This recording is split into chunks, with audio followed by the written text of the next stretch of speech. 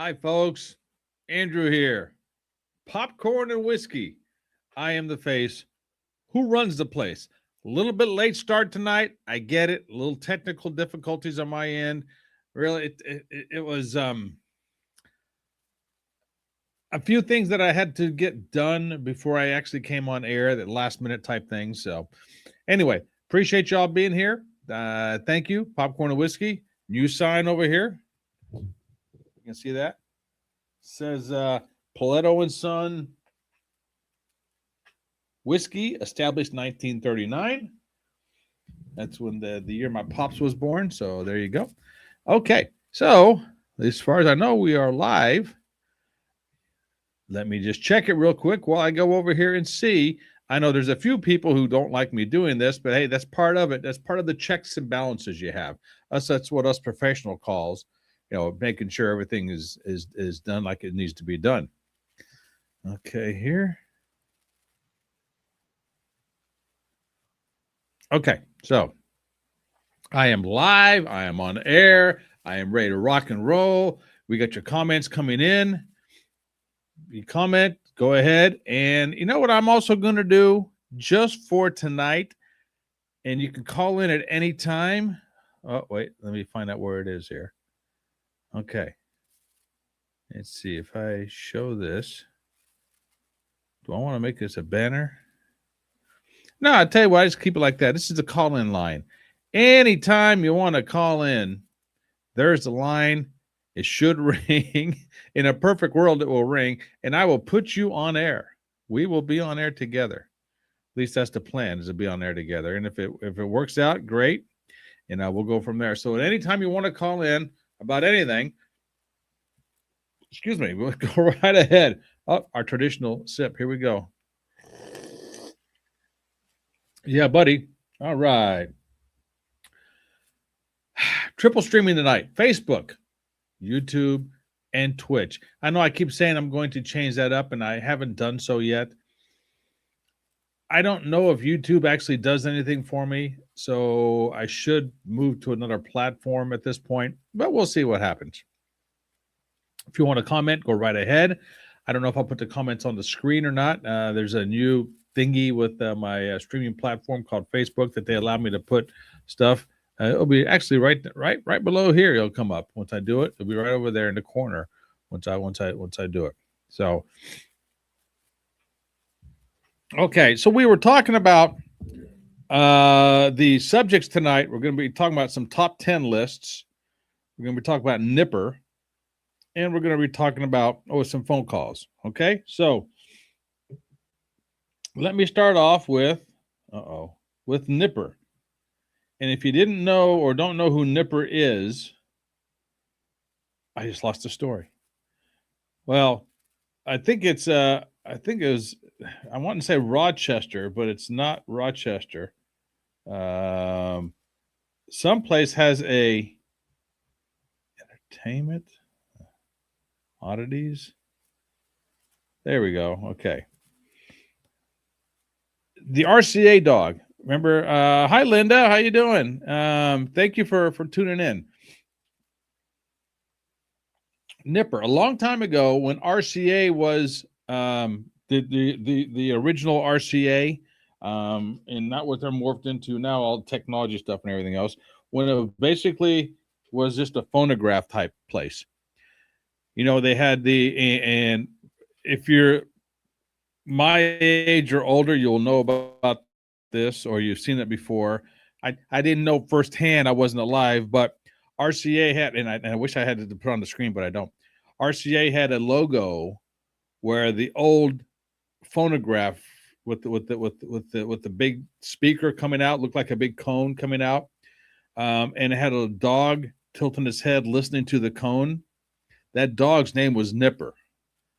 And after that dog came out, they had a smaller one. They call it Chipper, Nipper and Chipper.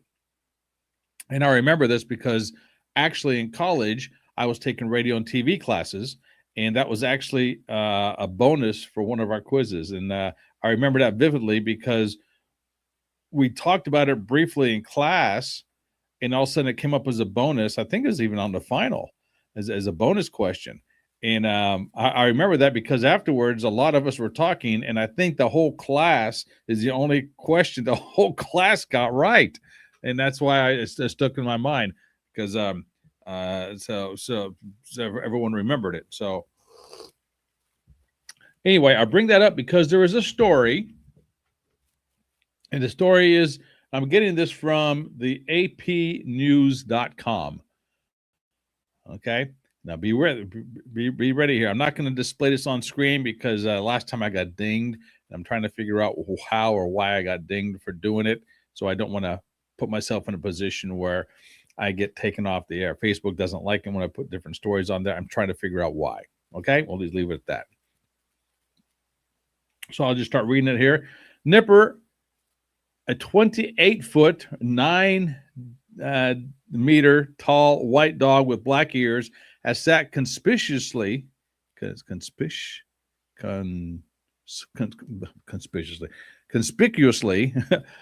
atop a warehouse for almost 7 decades, recreating the famous image of the terrier listening attentively to a photograph that was long used by electronics communication company RCA. See, I do know what I'm talking about there. Over time, the statue has grown into a source of local pride around the city on the Hudson River. Parents pointed out to the kids from the highway, Nipper's image, with his head cocked to one side, appears on items like keychains, ball caps, and hoodies. When I think of Nipper, I think of Albany. When I think of Albany, I think of Nipper, said Cody Hill, who was out with his friends recently at a bar right by the statue. I wonder if it was called Nippers. Now that pride is tempted with concern over Nipper's future, after years of litigation, the unused 4-story warehouse in which Nipper sits was recently marked by a red plaid card with a white slash, a warning to firefighters and other first responders to use caution when entering. Uh-oh. It's definitely not a good thing for Nipper. He is attached to that building.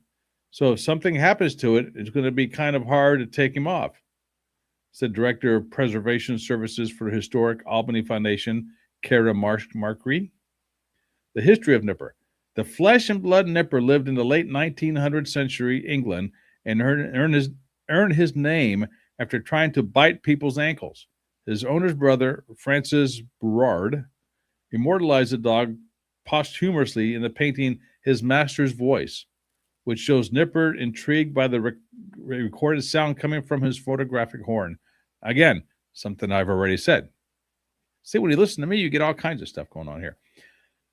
The Gramophone Company of London purchased a version of the image in 1899, and it was registered soon after for use in the United States. His Master's Voice trademark was acquired in 1929 by the company that became RCA. Look at that history, huh? Albany's Nipper, with a composite body over a steel frame, was placed by a crane atop the building in the late 1950s to advertise the location of an RCA appliance distributor. There were many Nipper statues made during his heyday, including a 1958 Nipper statue now at the Maryland Center for History and Culture in Baltimore. That's 14 feet high and paired with a larger-than-life phonograph. But Albany's is bigger. Of course it is. It stands out. In a skyline otherwise notable for a modernist state government complex adjacent to it, the state capitol, which features a 44-story office tower and theater shaped like a giant egg. What? A giant egg? Why do they want to have a giant egg there? I don't know, but they do. The beloved dog appears on socks, caps, stickers, and shot glasses for sale downtown at Fort Orange General Store, where store owner Erica Cubello said the items are bestsellers. He is kind of like our unofficial mascot here at Fort Orange, as well as the city of Albany, said Cubello, who is wearing a Nipper hoodie. Okay. Nipper still looks fresh after all these years, but the building below him has sat unused for at least a decade, with paint chipped off the front exterior. Nothing ever became of plans announced a decade ago to develop apartments and retail space in a newly purchased building. foreclosure litigation has been going on for years, and city tax documents show an attorney acting as a receiver. Huh. Hi, Carrie Ann. So here we got this abandoned building with this, what did I say, 14 foot? What did I say it was? 14 foot. Let me go back to the beginning here. How big was it? A 28 foot. That's how I'm short. Sorry, Nipper. A 28 foot nipper, 28 foot nipper dog on top of this building, which is abandoned. You would think some prominent businessman in Albany. Now, Albany is also the state capital, so can't say you have a lot of intelligence going on there when it comes to preservations of stuff, right?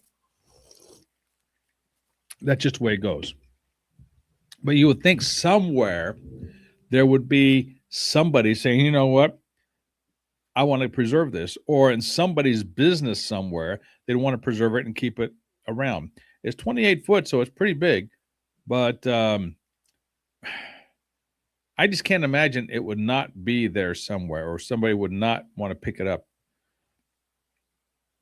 But anyway, that's the story of Nipper, unfortunately, in Albany, New York. So anybody out there from Albany who is watching this, listening to me, do something. Save Nipper, for crying out loud. I don't know if RCA is actually still a company or not. I guess I should look that up, but I'm not going to. Is RCA still a company? And if it is, I'm sure it doesn't sell phonographs like it used to. But if you don't know what I'm talking about or are too young to understand what the Nipper dog looks like, just type in your favorite search engine, RCA and Nipper, and you'll come up with that picture. Matter of fact, no, I won't be able to put it on screen because I got too much other things going on here at this point. Shoot, should have already had that. But just put that up there or find that, and you'll see the picture of the dog next to the phonograph, which is an old style record player, with his head tilted, listening to the big funnel that's coming out, which is actually the speaker. Got it? Whoops, excuse me. Got it good. Hey, when you drink too fast, that's what happens. That's part of the allure to the Nipper. So there you go. That was cool. Phone calls. Right there. Want to call me? 765-505-7348. You don't even have to use your real name. We can talk about a few things. I will be asking you questions, so be ready for that. Yeah, because that's how talk shows go. You call in with a topic, I will discuss it with you, and we will ask questions back and forth. Okay? Nothing is off limits. If I find it boring, we won't continue with it, but nothing is off limits. Feel free to give me a call. And anywhere from sports to politics to relationship, possibly to cooking, grass cutting. And I'm just thinking of things I've done the last couple of days. Substitute teaching, I've done that. Buying new vehicles. I helped my mother buy a new vehicle this week. That was fun. We did that. So we have all kinds of stuff going on here. And that's what's going on there. And then we're going to talk about top 10 lists we talked about before. I just got something going on here. I'm trying to take care of it. Sorry about that. Okay. So when you do a one-man show, things pop up right away and you have to get them taken care of. And so since I do a one-man show, that's what it is all about. Okay. The other day, somebody asked me if I wanted to talk about relationships. I said, I'm always up to talk about relationships. I much prefer talking about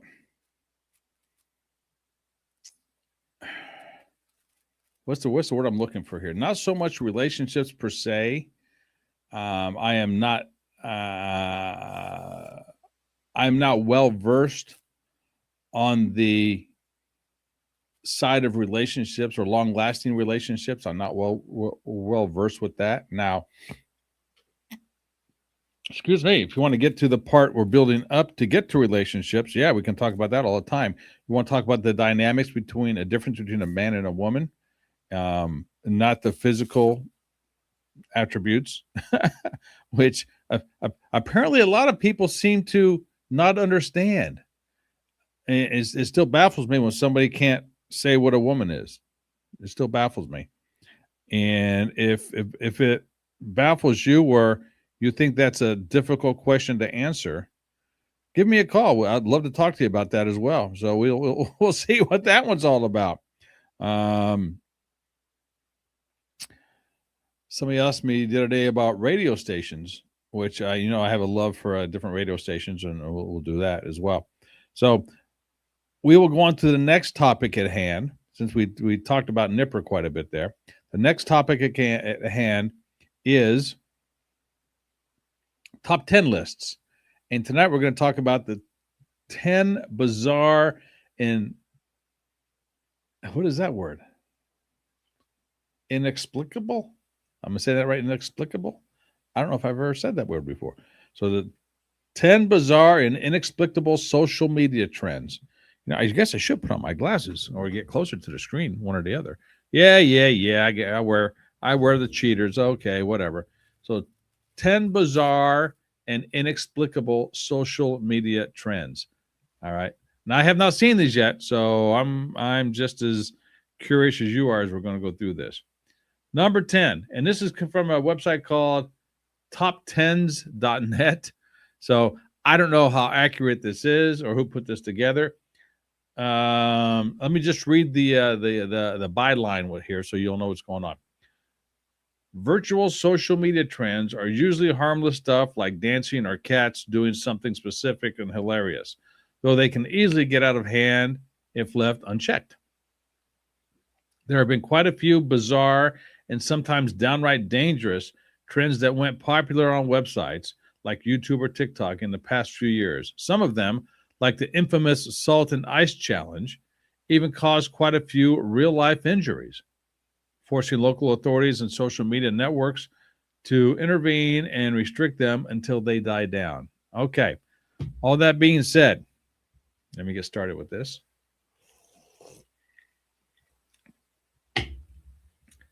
"100-layer challenge." Never heard of this one. Well, not as dangerous as some of the other trends on this list, the 100-layer challenge was still a bizarre and pointless trend that managed to gain viral recognition.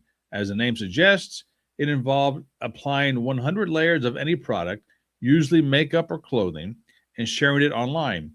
The challenge was first started by a beauty vlogger back in 2016 when she uploaded a video of herself applying 116 coats of nail paint on her YouTube channel. That just goes to show you right there, some people will watch about anything. All I got to say is this chick had to be hot. If she wasn't hot, who would watch it? Well, I don't think many. There is no guy, heterosexual guy, who would watch this unless this chick was really hot. That's all I got to say. Despite the relatively harmless nature, the 100-layer challenge became a hugely popular social media trend, with videos attempting it, garnering millions of impressions overnight. It was particularly popular among beauty enthusiasts and social media influencers, as everyone raced to see how far they could take the concept. The experiment included traditional 100-layer products like mascara, lipstick, foundation, and various types of clothing, while others went for more unconventional options like face masks and hair extensions. 100-layer hair extension? Maybe I should look into that, huh? I just said a bald joke. There you go. All right, number 9, halo brows. They show a picture of this. Oh my gosh. It's like you're putting like eyebrows right across your forehead here to make it look like a halo, I guess. Halo brows were largely an Instagram trend that became popular sometime in 2018, spreading to other networks like TikTok, of course, and YouTube in a short span of time, also called reverse unibrows. It involved creating a rounded brow shape that appeared to be connected above the bridge of the nose with a variety of makeup techniques, creating a halo-like effect around the forehead. Those are two trends so far I haven't heard of. I've never heard of those two trends. And Carrie Ann, if you're still listening, you're a little younger than I am. Maybe you've heard of these things. Let me know. Number 3, devious licks. Oh, geez.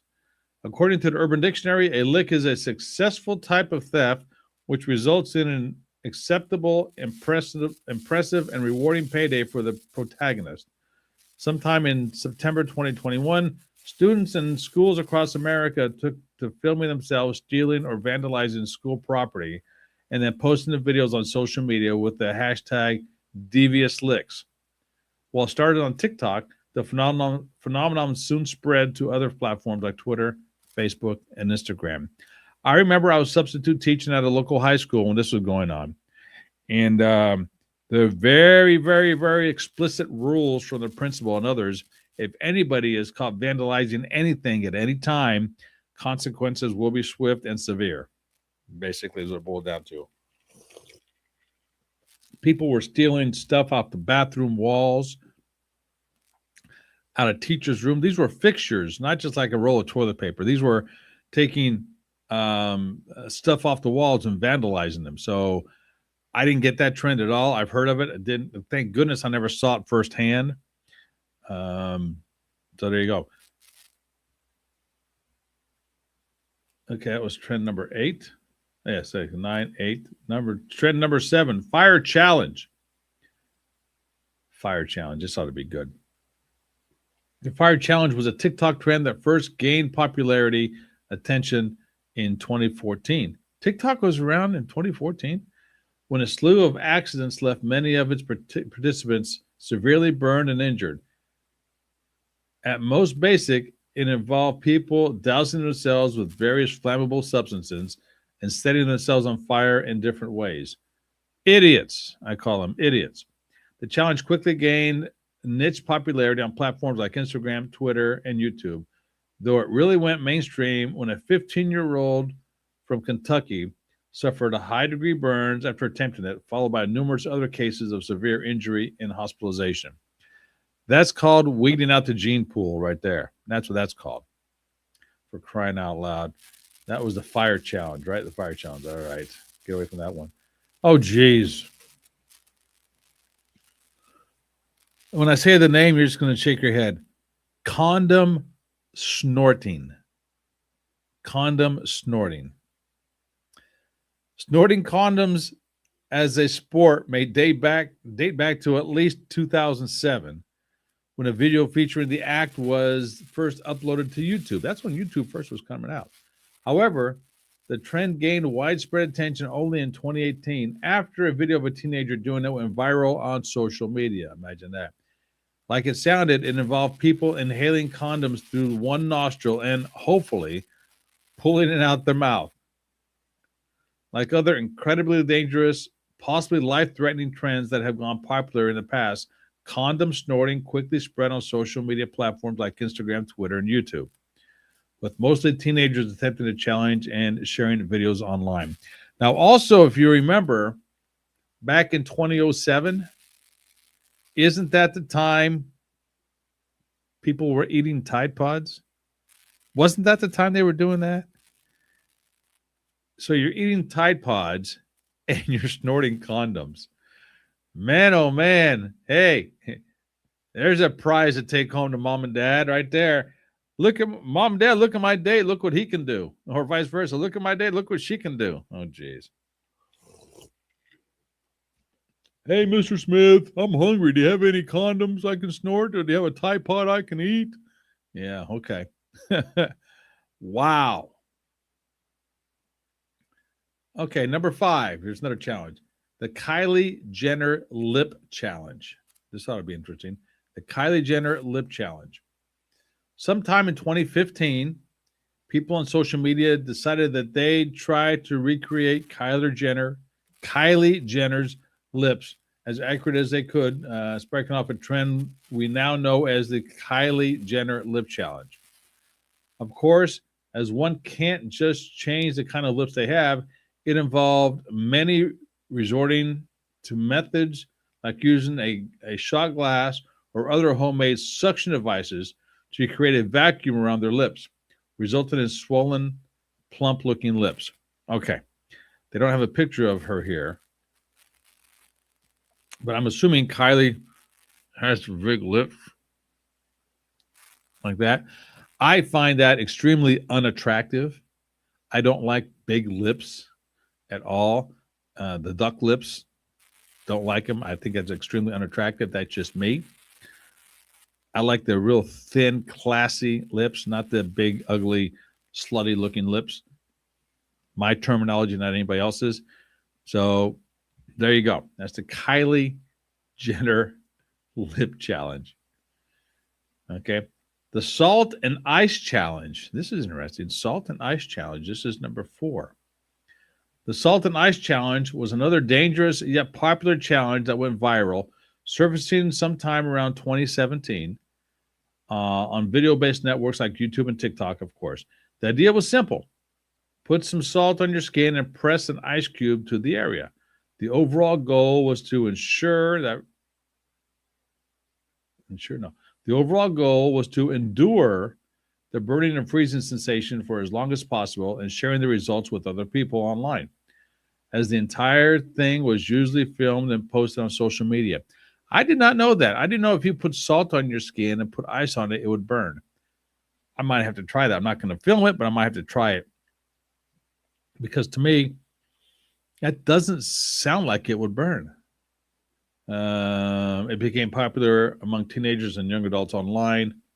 Imagine that. So that was the salt and ice challenge. Interesting. The pimple popping. Okay, I can understand that because that woman, I guess she's not doing too hot right now. She's in the pimple popper chick. She's in a hospital, or she has a heart attack or something like that. The pimple popper chick. Okay, pimple popping. Many dermatologists and other media experts or medical experts strongly advise against popping pimples in any way, as it tends to exacerbate,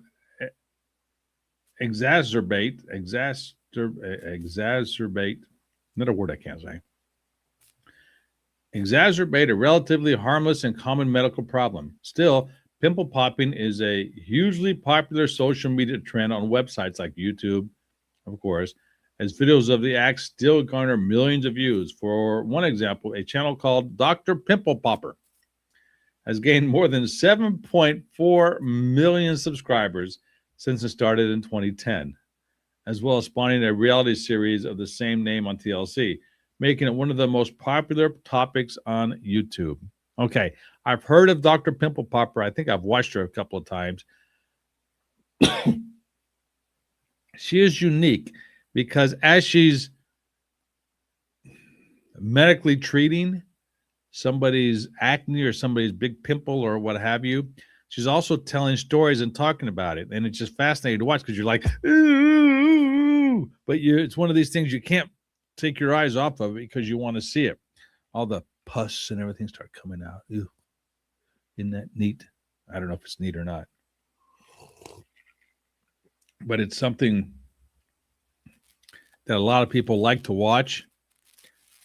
Do I like to watch it? I don't know if I like to watch it or not. Again, it's one of these things where it's like a car wreck. You want to watch it. You can't take your eyes off of it, I should say.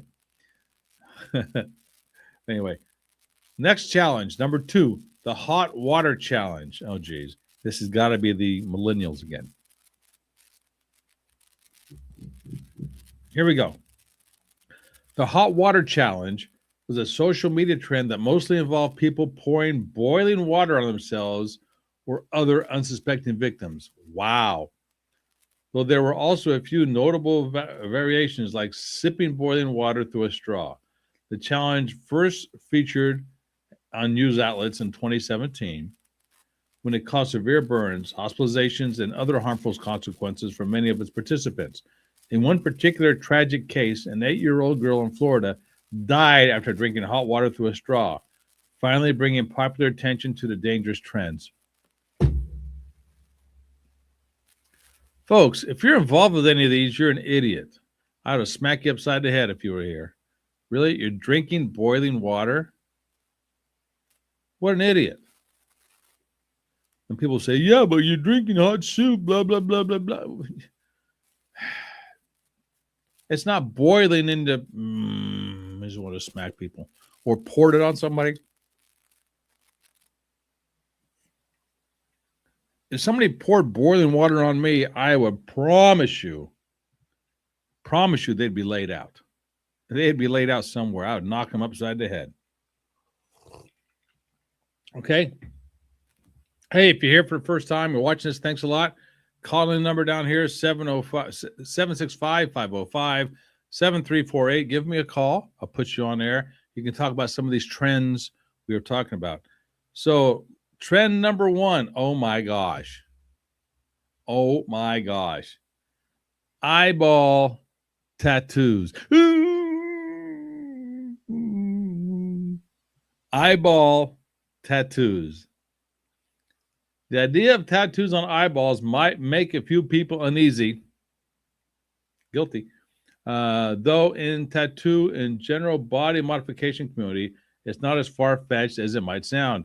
Eyeball tattoos gained traction sometime in 2017 when a few enthusiasts online started tattooing their eyeballs in various styles and sharing the techniques online. As one would expect, it involved injecting ink directly into the white of the eyes, potentially causing permanent damage to the delicate tissue of the eye and other long-term medical issues. Despite all that, the trend gained popularity in tattoo and other niche communities on platforms like Instagram and TikTok, of course. Since it became popular, the online phenomenon has been widely criticized by medical experts. You think? Who continue to warn of a potential dangers of the procedures. If done incorrectly, eye tattoos can cause severe and permanent damage to the eye, as well as other tissues like infections. Okay. My question is, who was the first person to say, hey, I want to put a tattoo in my eye? And then who was the first tattoo artist to say, hey, that's a good idea. Let me be the one to do it. And you're sitting there with the eye open and somebody's poking stuff in your eye. Who could do that? First of all, why would you do that? I mean, you got to give me a whole lot of alcohol or you got to knock me out with something. And then what would you tattoo there? They don't have any pictures of it in this. How would you, and I don't want to Google tattoo eyeball thingies. Okay. So to recap the top 10 trends according to top10s.net. 100 layer challenge, you put 100 layers of something on your face and your fingernails or what have you. All right. Pretty harmless, right? Halo eyebrows, you put basically hair around the top of your hair, your eyebrows, not on your eyebrows, on top of your eyebrows to make it look like you have a halo. All right. Pretty harmless again. Devious licks, where you're stealing stuff from schools. Don't really condone that. Matter of fact, I hope you don't do that. I can see how that's a trend, though. I think it's silly, but all these are silly, first of all. The fire challenge, idiots came up with that, of course. Condom snorting, the idiots who fell through the cracks of the fire challenge got into the condom snorting one, okay? The Kyle Jenner lip challenge, where you make your lip full like hard, that I guess. I guess you do it like that. Next one, the salt and ice challenge. Apparently, if you put salt on your skin and put ice on it, it burns. That's what they're saying. I've never heard of it, but hey, maybe that's what it is. Pimple popping. It's like a train wreck. You don't want to see it, but you can't look away. The hot water challenge, where you're drinking boiling water or you're pouring boiling water on yourself or some unsuspecting person. You do that to me, I'm gonna kick the snot out of you.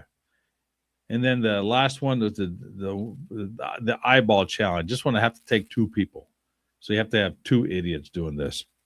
You can't have just one. Can't be the sole idiot. There got to be two idiots doing this. I would not. I can't say that because I'm not a tattoo artist. But if you're a tattoo artist watching this or listening to this, give me a call. Let's talk about this. I would love to hear what you think of this. If it's why you would do this. Oh my God. A tattoo challenge. So anyway, there's a top 10 list. We'll do more of those as we go along. This not tonight, the top 10 list. Okay. I will probably just close all that down for now. Yeah. Okay. So this week, like I said, I helped my mother buy a new car. It was very cool. The process, I haven't bought a new car in God knows how long. And the process constantly changes. Now, I personally am in a position where, first of all, I don't need a car. But if I was, I don't know if I would buy a brand new car or not. And that's just me. I understand you want a new car for the warranty, for everything that comes with it, and all that good jazz. I get it. I think I would go more for a used car. And right now, if I were to get something, it would be a truck. Not a big truck, because I don't need a big truck. And I say that because I can count on one hand in the last 5-10 years how often I needed a truck. And I borrowed, my brother-in-law has like a big monster truck. I borrowed from him.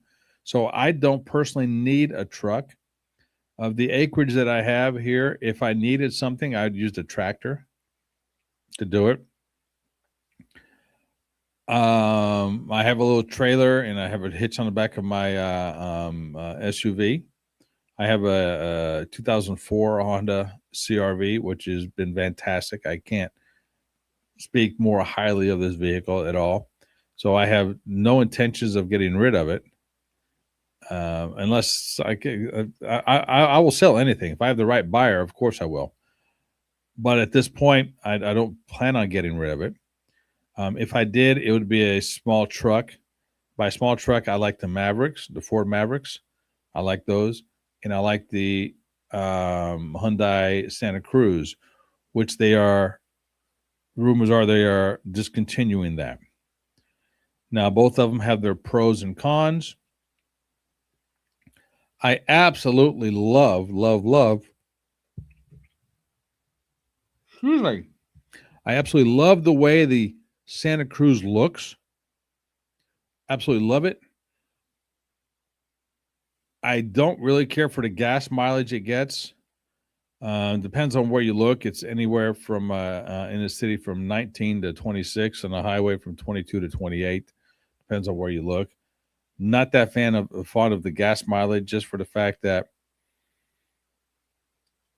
my car gets that, my current car, and it's 22 years old now. You would think more modern day cars with the same style of engine would get better gas mileage than that. The Maverick is more like a truck, a small truck. And if you get the hybrid engine, which if I get a Maverick, I'd get the hybrid engine, you're getting 40 plus miles to the gallon. But Andrew, why would you get the hybrid engine? You know, it's not as strong and blah, blah, blah. Because I don't need to haul anything or pull anything major. And if I do, I don't need to set any land speed records doing it. And the hybrid engine, I used to have a car with a hybrid engine, and it rocked. It rocked and rolled like you wouldn't believe.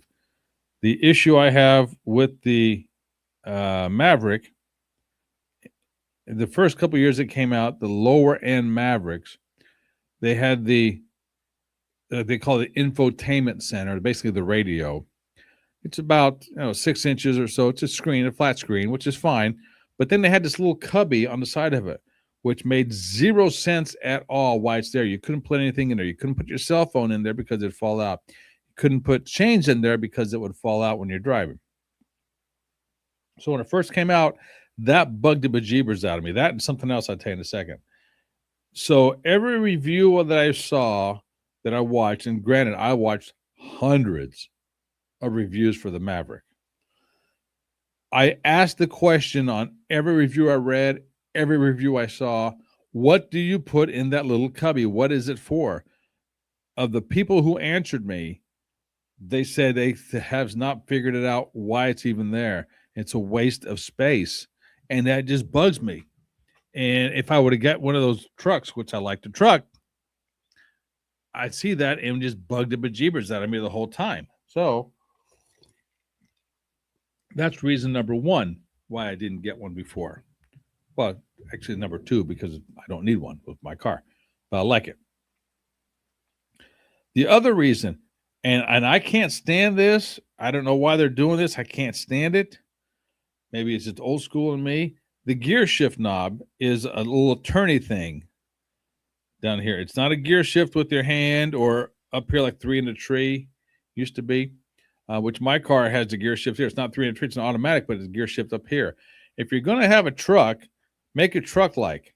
They say everything else, and they say everything about this Maverick, it feels like you're driving a truck.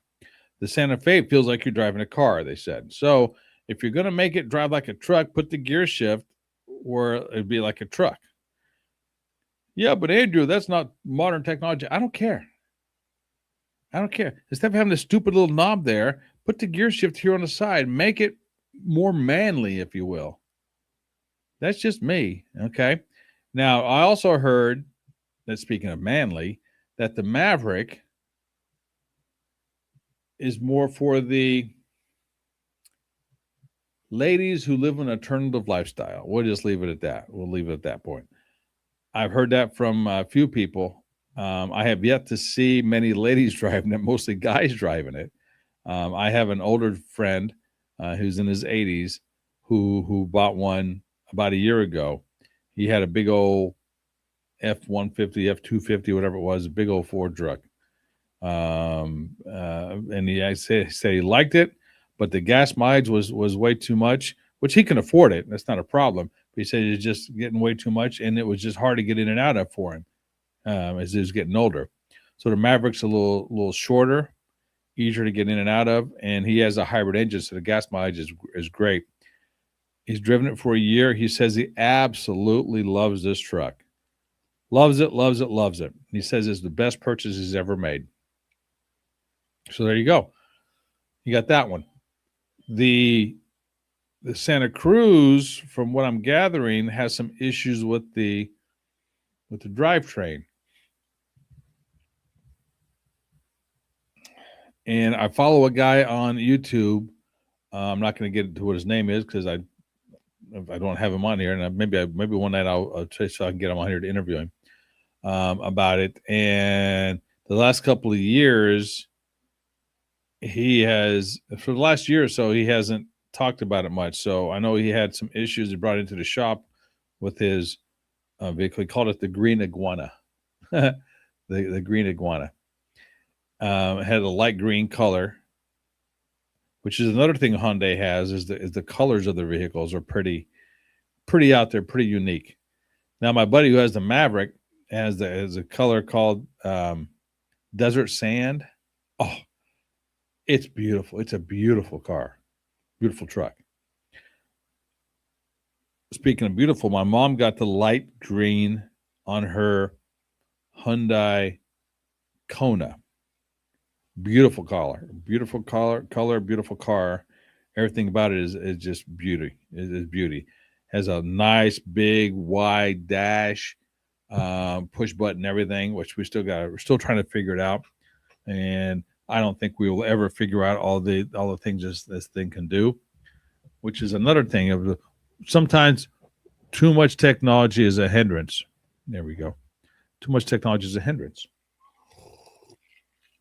So I don't know, which is another thing keeping me from it, because my car doesn't have Bluetooth in it.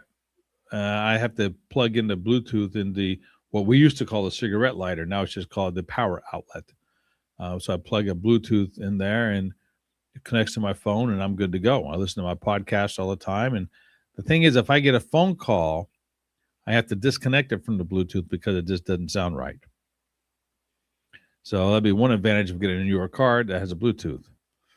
And after seeing my mom's dash with the whole dashboard, it's not the dashboard here in front of you where it tells the speed and everything else, and then another one over to the side where it has the radio, or as they call it now, the infotainment center.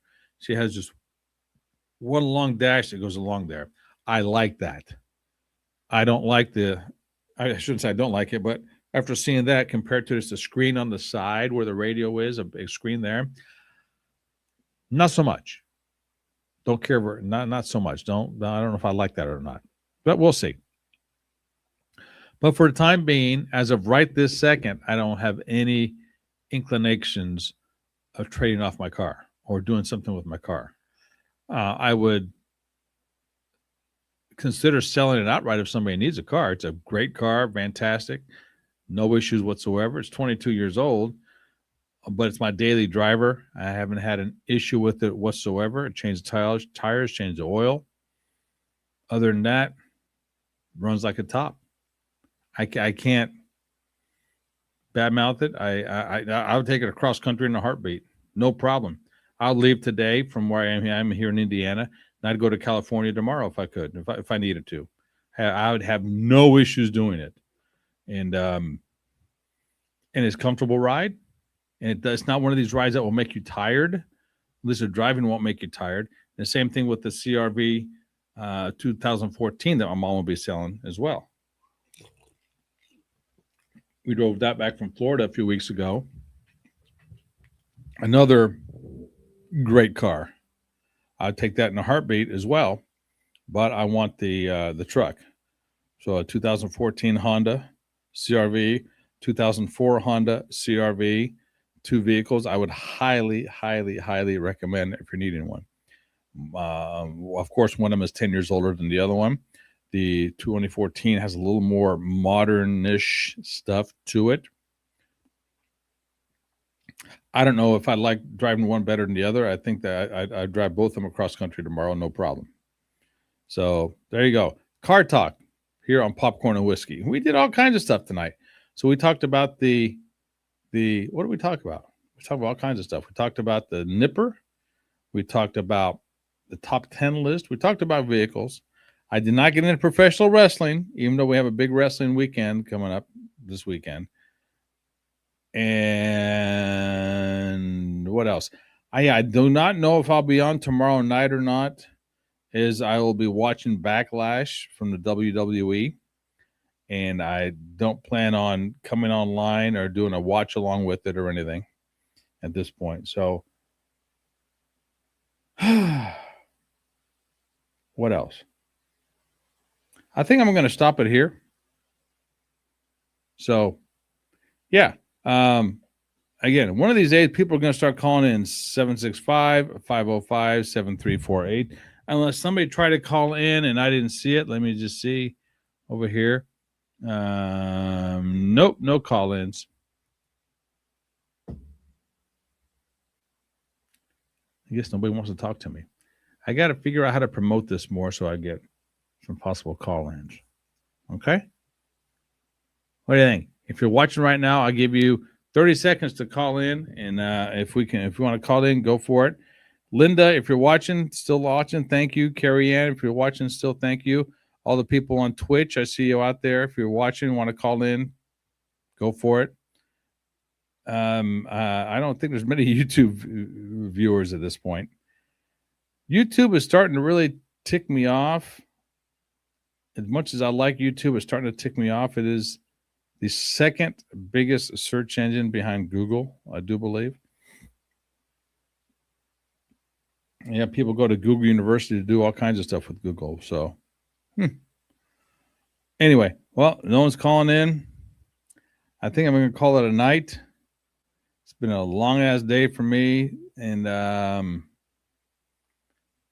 be going to bed soon, I'm sure. It is 9:55 my time, p.m. Eastern Standard Time, and we'll just go from there. Okay? I'll stop it here. Thank you for being here tonight. My name is Andrew, Popcorn and Whiskey. I am the face who runs the place. Thanks for being here. Until next time, this is me. Ciao.